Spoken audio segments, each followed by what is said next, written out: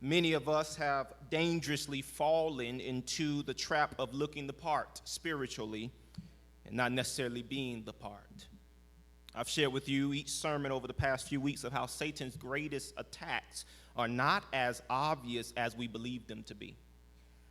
They are not often the popular focus of getting us to smoke weed or to drive ourselves to the club or to be shacking up. When Satan attacks, his greatest attacks and focus is to get us to a place where we claim to be followers of Christ when in actuality we are not. In other words, Satan wants nothing more than for the people of God to act like they are Christians and never become one.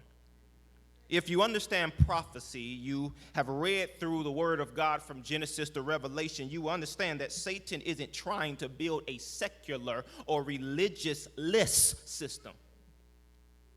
Try that again.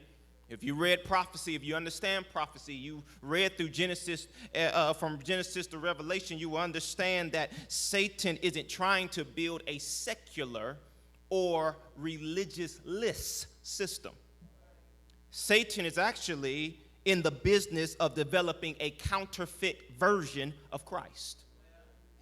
So when you look at life and how Satan tries to attack us, it's based on creating false versions of religion. And this is where many of us have to be more honest with ourselves when it comes to our relationship with God. Because if we would be more honest, we would admit that we are not who we think we are.